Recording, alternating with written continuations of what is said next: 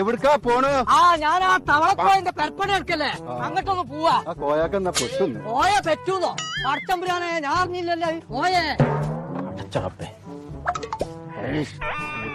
ഇന്ന് വർത്താനം പറഞ്ഞ ചങ്കുത്ത വെള്ളം പോയി.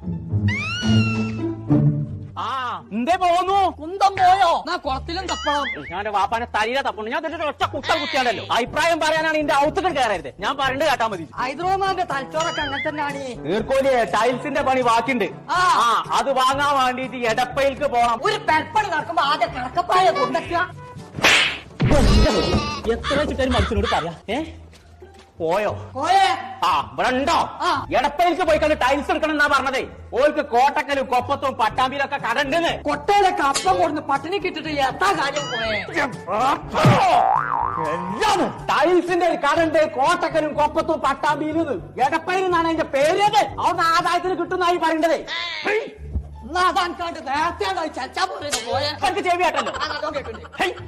അവിടെ നല്ല മോഡലും ഉണ്ടല്ലോ, പൈസക്ക് ആക്കണ്ടേന്ന്. പടച്ച റബ്ബേ, അതിന് നടന്നെത്തോ? ഇങ്ങോട്ട് ഇറങ്ങി നടക്കേ.